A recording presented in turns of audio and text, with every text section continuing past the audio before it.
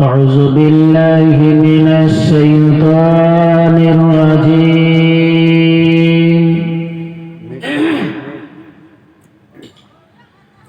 بسم الله الرحمن الرحيم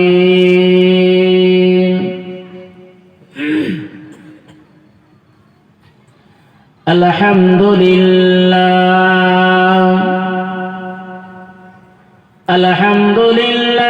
نحمده ونستعينه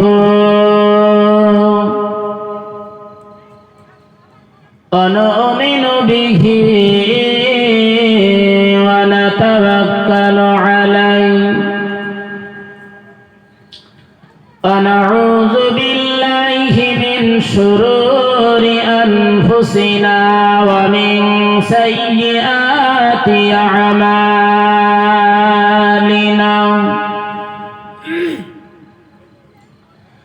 من يهده الله فلا مضل له ومن يضلله فلا هادي له ونشهد أن سيدنا وحبيبنا ومولانا محمدا عبده ورسوله أما بعد فقد قال الله تعالى في كلامه المجيد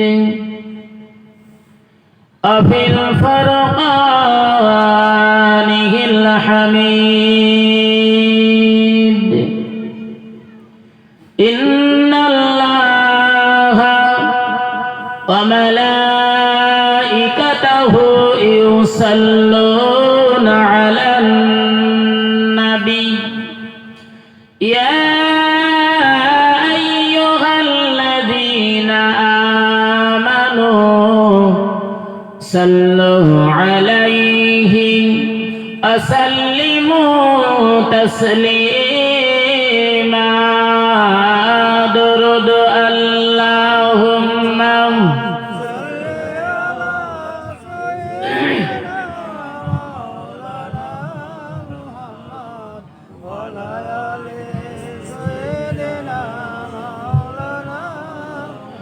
कलमा शरीफ जिक्र ला इलाहा इल्लल्लाह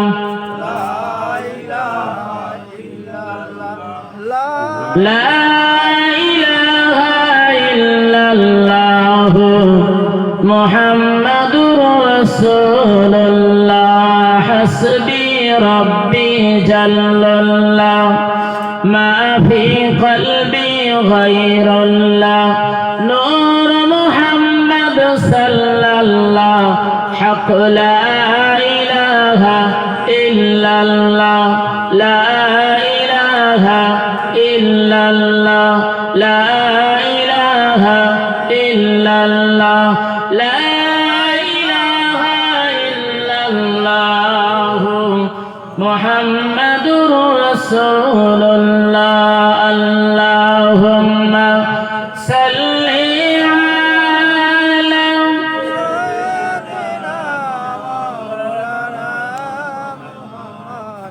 ala alim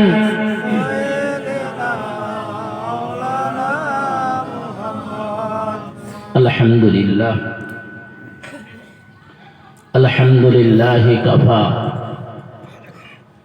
assalamun ala ibadihi alladhina istafa amma ba'd fa'udzu billahi minasy syaithanir rajim bismillahirrahmanirrahim إن الدين عند الله الإسلام الآيات وقال النبي صلى الله عليه وسلم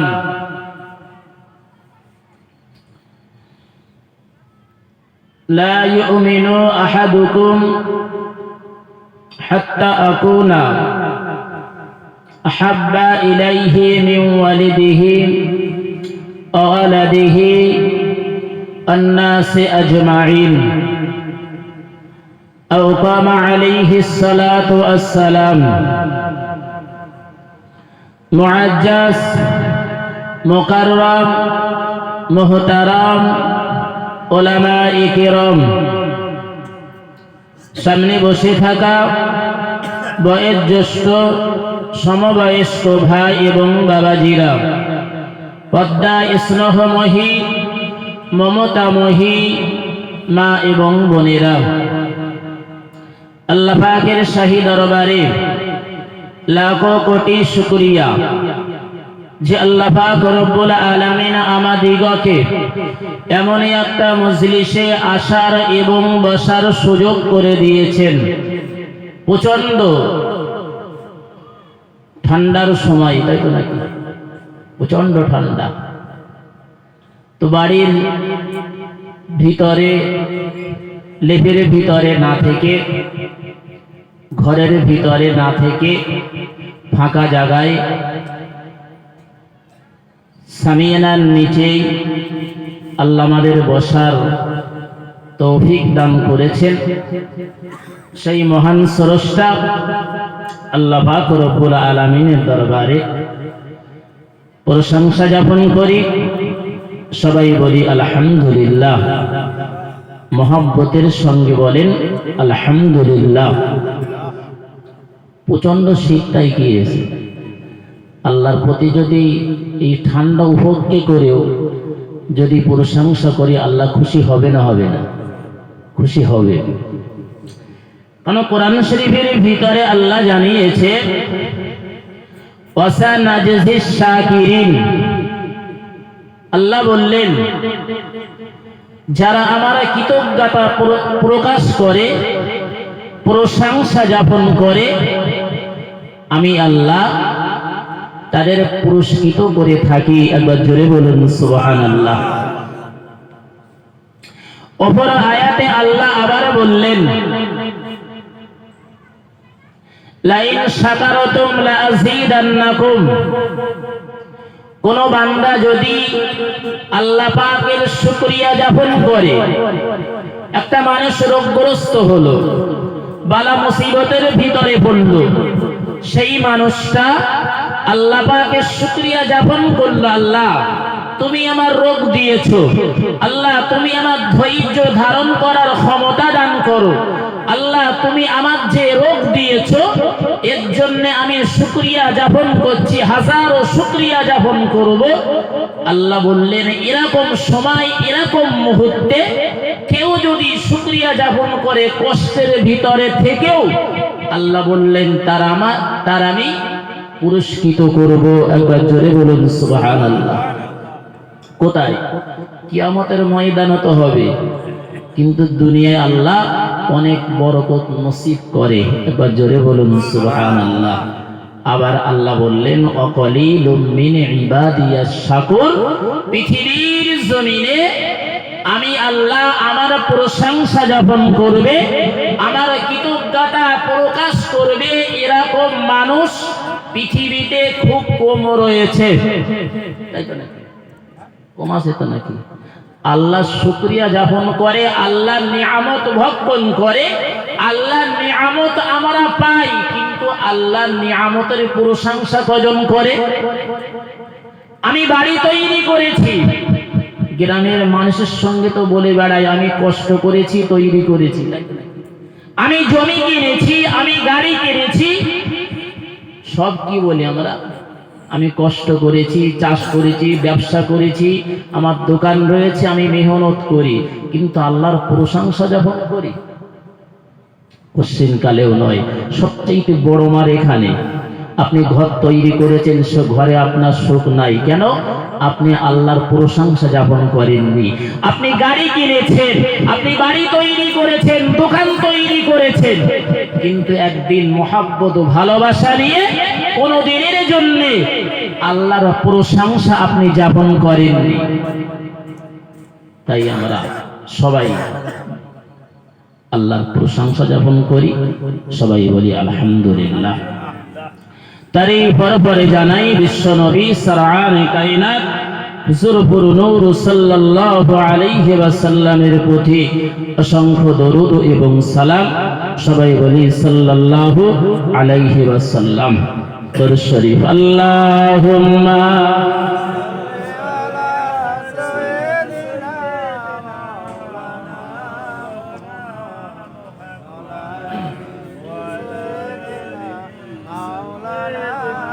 মাওলানা মুহাম্মদ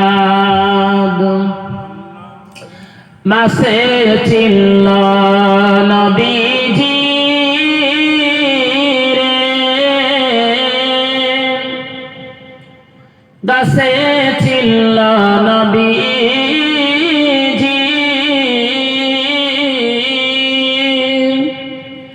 উম্মত হইয়া চিনিলাম না কো, চিনিল বনের হরিণী। আল্লাহুম্মা সাল্লি আলা সাইয়্যিদিনা মাওলানা মুহাম্মদ ওয়ালা আলি সাইয়্যিদিনা মাওলানা মুহাম্মদ। তো ভাইজান আমার, কোরআন শরীফের ভিতর থেকে ছোট্ট একটা আয়াতে কারিমা, বিশ্ব নবীর মুখে বর্ণিত হাদিস, অসংখ্য হাদিসের ভিতর থেকে ছোট্ট একটা হাদিস তেলাওয়াত করেছি। যত সময় থাকবো কোরআন এবং রাসূলুল্লাহর হাদিস সামনে রেখে এর উপরে ভিত্তি করে দু একটি কথা বলার আশা রাখি, বাদ বাকি আল্লাহ পাকের মোবারক মর্জি। আমরা যতগুলো মানুষ এখানে বসেছি, আমাদের তকদিরে লেখা রয়েছে বলেই আমরা এখানে বসেছি, তাই তো নাকি? তকদির ছাড়া মানুষের জীবন চলে না। বিশ্বাস করেন তো তকদির? কেউ যদি তকদির অস্বীকার করে সে মানুষটা ইমানদারও হতে পারে না। কেন? তকদির তো আজকে লেখা নয়। আমি আপনি যখন মায়ের গর্ভে ছিলাম তখনই আমার আপনার তকদিরটা নির্বাচন হয়েছে, পৃথিবীতে এসে নয়। তবে দোয়ার মাধ্যম দিয়ে কিছু পরিবর্তন হতে পারে, সব নয়, কিছু পরিবর্তন হতে পারে দোয়ার মাধ্যম দিয়ে।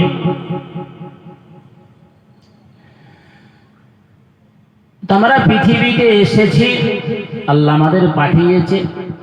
লোভ, লালসা, খারাপ কাজ, ভালো কাজ আমরা সব কিছু করে থাকি, তাই তো নাকি? আমরা ভালো কাজও করি, খারাপ কাজও করি। পৃথিবীতে নবী আদম আলাইহিস সালাতু সাল্লাম থেকে শুরু করে নবী মুহাম্মদুর রাসূলুল্লাহ সাল্লাল্লাহু আলাইহি ওয়াসাল্লাম পর্যন্ত যত নবী, যত রাসূল পৃথিবীর জমিনে এসেছে এবং তাদের যে ভক্ত, যে অনুরক্ত যারা ছিল, তাদের উম্মাত যারা ছিল, তাদের হাতে হাত দিয়ে কলমা পড়ে যারা মুসলমান হয়েছিল তারা তাদের নবীকেই চিনতেন আর আল্লাহকেই তারা চিনতেন। তাদের ভিতরে লোভ লালসা ছিল না, ছিল না। আমরা যতগুলো মানুষ এখানে রয়েছে, আচ্ছা আমাদের ভিতরে লোভ লালসা আছে? আছে। বর্তমান সময় দেখেন না, মানুষ টাকার জন্য কি না করতে পারে। মানুষ টাকাকে যতটা ভালোবাসে তার ধর্মকে অতটা ভালোবাসে না, ঠিক তো? সে হিন্দু হতে পারে, সে মুসলমান হতে পারে, সে খ্রিস্টান হতে পারে, বা অন্য কোনো কওম হতে পারে, অন্য কোনো জাতি হতে পারে, কিন্তু তার টাকাতে যতটা ভালোবাসে তার ইসলাম, তার সেই ধর্মকে অতটা ভালোবাসে না। আমরা যতগুলো মানুষ রয়েছে, আমরা টাকা সম্পদ যতটা ভালোবাসি, আমরা ইসলামকে অতটা ভালোবাসি না, ঠিক তো? না, সকাল হয়ে যায়, কেউ ফরজের নামাজ পড়ে, কেউ পড়ে না, আমরা টাকার জন্য বেরিয়ে পড়ি, তাই তো? কেউ দুপুরবেলা বাড়িতে এসে খায়, কেউ সন্ধ্যেবেলা এসে বাড়িতে খায়, সারাদিন নামাজটা আদায় করা হলো না। কিসের জন্য আপনি খাটলেন? আপনি সত্যিকারের নবীকে যদি ভালোবাসেন, ইসলামকে যদি ভালোবাসেন, কোরআনকে ভালোবাসেন, তাহলে তো আপনার দায়িত্ব কর্তব্য ছিল আপনি অবশ্যই টাকা উপার্জন করুন। ফান্তাশিরু ফিল আরদি, আল্লাহ বললেন বান্দা তুমি পৃথিবীর জমিনে ছড়িয়ে পড়ো, রুজি রোজগারের জন্য তুমি পৃথিবীর জমিনে ছড়িয়ে পড়ো। আল্লাহ বললেন আমার হুকুমটা পালন করো, পাশাপাশি তুমি রুজি রোজগারের জন্য তুমি পৃথিবীর জমিনে তুমি ছড়িয়ে পড়ো। কিন্তু আমরা শুধু টাকার জন্য, শুধু পয়সার জন্য আমরা ধর্মকে বিক্রি করে দিয়েছি। টাকা যেখানে আমরা সেখানে, তাই তো নাকি? টাকা যেখানে আমরাও সেখানে। কি হবে আমাদের উপায়? না আছে আমাদের ভিতরে নামাজ, না আছে কোরআন, না আছে নবী মুহাম্মদুর রাসূলুল্লাহ সাল্লাল্লাহু আলাইহি ওয়াসাল্লামের ভালোবাসা, না আছে আল্লাহ পাক রব্বুল আলামিনের প্রকৃত ভয়, না আছে কবরের ভয়, না আছে জাহান্নামের ভয়, না আছে আমাকে আপনাকে একদিন হিসাব দিতে হবে কবরে, না আছে হাসরের প্রান্তরে আল্লাহ যেদিন বিচার করবে সেদিন আমাকে আপনাকে কাঠ গড়ায় দাঁড়াতে হবে। সে চিন্তা চেতনা আমার আপনার ভিতরে নেই। অশ্বনী আপনি কি করবেন? আমরা তো সব জানি, তাই তো নাকি? সব জানি, জানা জিনিস বারবার বলা সত্ত্বেও মানুষ পরিবর্তন হয় না, কিন্তু তাও বলতে হয় বারবার। কেন?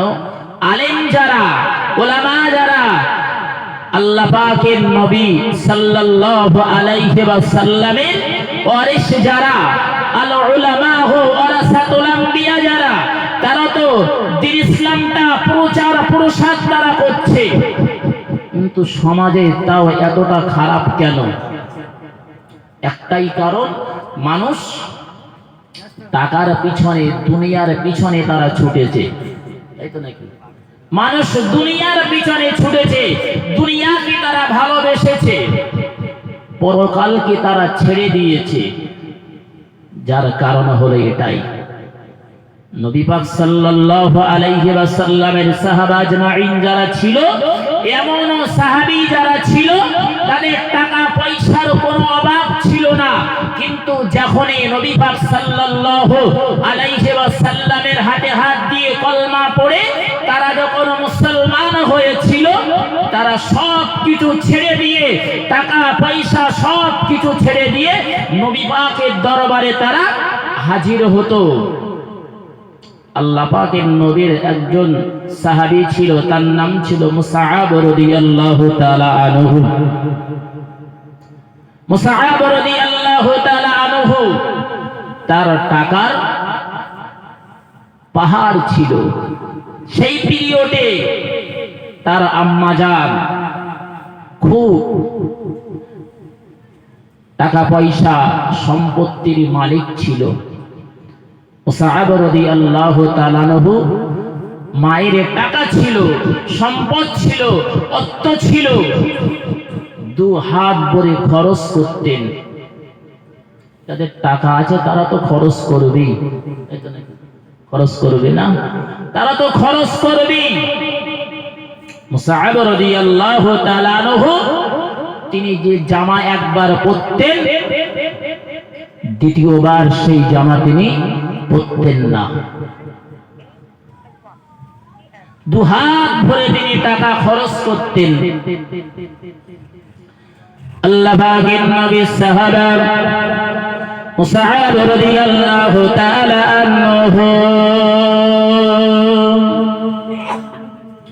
হুজুর তখন ইসলাম গ্রহণ করেনি। আল্লাহ পাকের নবী সাহাবা মুসআব রাদিয়াল্লাহু তাআলা আনহু হুজুর এত সুন্দর সুন্দর পোশাক তিনি পরতেন, মক্কার মানুষেরা তার দিকে ফিরে ফিরে তাকাতেন। আল্লাহ পাকের নবী সাহাবা মুসআব রাদিয়াল্লাহু তাআলা আনহু এত সুন্দর সুন্দর সেন্ট তিনি ব্যবহার করতেন, যে সেন্টটা একবার তিনি ব্যবহার করতেন, দ্বিতীয়বার আর তিনি ব্যবহার করতেন না। আল্লাহ পাকের নবী সাহাবা মুসআব রাদিয়াল্লাহু তাআলা আনহু রাস্তা দিয়ে যখন হেঁটে হেঁটে যেত, মক্কার মানুষেরা, মক্কার নারী পুরুষ সবাই ফিরে ফিরে তাকাতেন। আল্লাহ পাকের নবী সাহাবা মুসআব রাদিয়াল্লাহু তাআলা আনহু রাস্তা দিয়ে হেঁটে যায়। কে? মুসআব রাদিয়াল্লাহু তাআলা আনহু তিনি যখন হেঁটে যেতেন, যে সেন্ট আর আতর যাই বলেন না, আপনারা ব্যবহার করেন তো? আতর ব্যবহার করেন না? আতর মাখা কি সুন্নাত? আতর যখন মাখতে হয় গায়ে সাল্লাল্লাহু আলাইহি ওয়াসাল্লাম বলে আতরটা মাখতে হয়। একটা সুন্নত আপনার আদায় হলো, মাখবেন, আতর মাখা ভালো, একটা সুন্নত আদায় হলো। না জানি কাল কিয়ামতের ময়দানে হাসরের প্রেরণ করে কোন ওসিলায় আমাকে আপনাকে আল্লাহ নাজাত দেবে কেউ বলতে পারে না।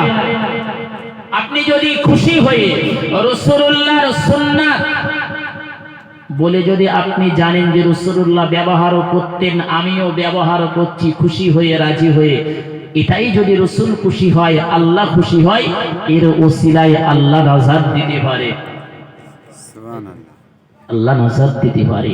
তো মুসআব রাদিয়াল্লাহু তাআলা আনহু জুরামার যে আতরটা একবার ব্যবহার করত, দ্বিতীয়বার ব্যবহার করতেন না। শুধু তাই নয়, সেই পিরিয়ডে মক্কার জমিনে যত সাহিত্যিক বড় বড় কবি যারা ছিল, সেই পিরিয়ডে সবচাইতে দামি দামি আতর ব্যবহার করতেন ওই মুসআব। আর মুসআব ছিলেন একজন মূর্খ ছেলে না, তিনি লেখাপড়া জানতেন এবং বড় সাহিত্যিক তিনি ছিলেন।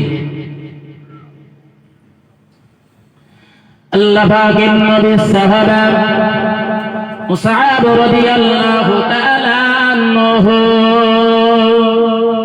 হুজুর আমার দেখতে কিছু বছর অতিবাহিত হয়ে গেল। আল্লাহ পাকের নবী, বিশ্ব নবী আমার জনাবে মুহাম্মদুর রাসূলুল্লাহ সাল্লাল্লাহু আলাইহি ওয়াসাল্লাম দরবারে বসে আছে। সাহাবা আজমাইন রিদওয়ানুল্লাহি তাআলা মুসআবের সম্বন্ধে কথাবার্তা বলতেন।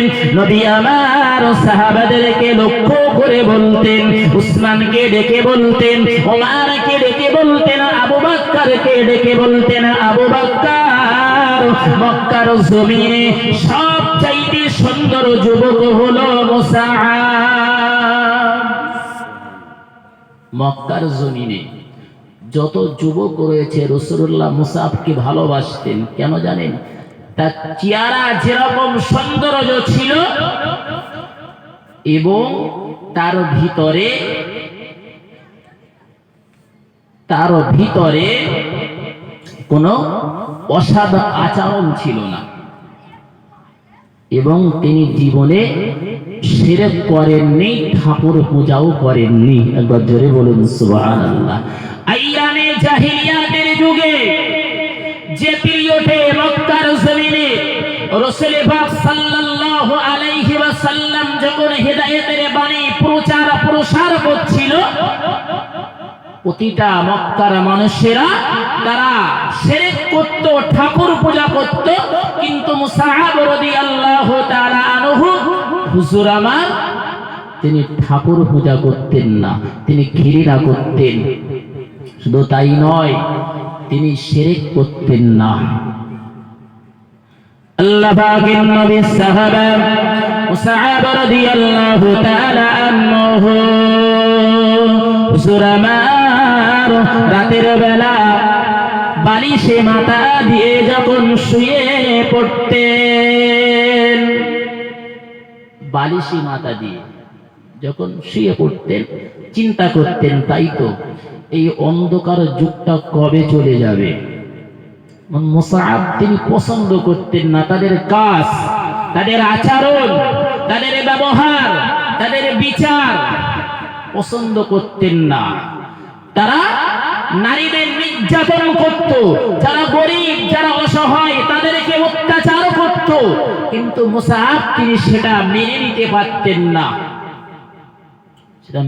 পারতেন না, বালিশে মাথা দিয়ে চিন্তা করতেন, আল্লাহ, এই আইয়ামে জাহেলিয়াতের যুগটা, অন্ধকার যুগটা কবে নিভে যাবে, আলোয় আলোকিত হবে। মুসআব তখনও তিনি কলমা পড়েননি, কিন্তু মনের ভিতরে এই চেতনা, এই স্বভাব তৈরি হয়েছিল। তানার মা ছিল সেই পিরিয়ডে এক নেতা ছিল, তার মায়ের মেজাজ ছিল খুব কড়া। যে সমাজে বসবাস করত সেই সমাজের মানুষেরা মুসআব রাদিয়াল্লাহু তাআলা আনহুর আম্মা জানকে সবাই ভয় করত। মুসআবের আম্মা জান যেটাই বলবে সমাজের মানুষ সেটা মেনে নিত। কেন? টাকা ছিল বলেই মেনে নিত, ভয় করত, খুব মেজাজ ছিল। কিন্তু মুসআবকে খুব ভালোবাসতো, আর মুসআব নিজের মাকেও ভালোবাসতেন। একবার জোরে বলুন সুবহানাল্লাহ। আল্লাহ পাকের নবী সাহাবা মুসআব রাদিয়াল্লাহু তাআলা আনহু, হুজুর আমার, তিনি চিন্তা করতেন আইয়ামে জাহেলিয়াতের যুগটা কবে আলোয় আলোকিত হবে।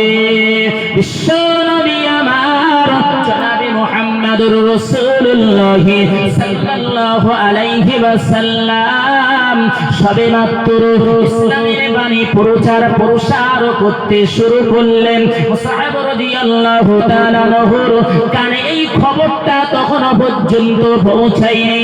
আল্লাহ পাকের নবী, বিশ্ব নবী আমার জনাবে মুহাম্মদুর রাসূলুল্লাহ সাল্লাল্লাহু আলাইহি ওয়াসাল্লাম ইসলামের বাণী প্রসার করতে লাগলেন।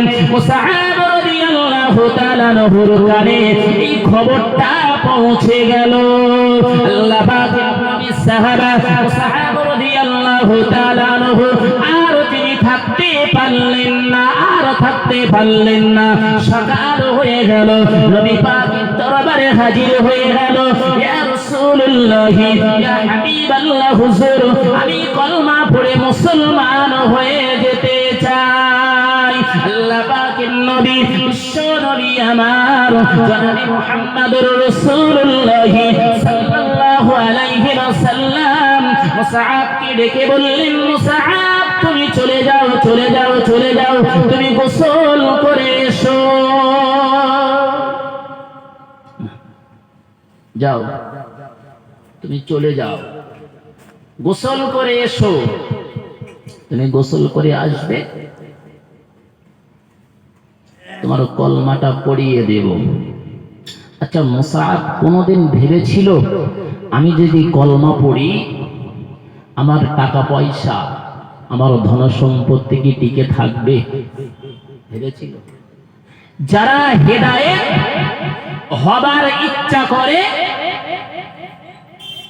হেদায়েত হবার ইচ্ছা যারা করে, আল্লাহ যে কোনো পথ একটা বের করে দেন। একবার জোরে বলুন সুবহানাল্লাহ। কোরআন শরীফ তারা বিবরণ দিয়েছে, ওয়াল্লাযীনা হাতাদাউ যাদাহুম হুদাও ওয়া তাকওয়াহুম। আল্লাহ বললেন, যারা হেদায়েতের পথে যারা থাকে, আমি আল্লাহ তাদের হেদায়েতের পথটা সহজ করে দেই। একবার জোরে বলুন সুবহানাল্লাহ। শুধু তাই নয়, আল্লাহ বললেন, বান্দা তাদের ভিতরে আমি আল্লাহ আমার ভয়টাও ঢুকিয়ে দেই। একবার জোরে বলুন সুবহানাল্লাহ। আর আমাদের এত বলা হয় তাও তো পরিবর্তন হয় না। হয়?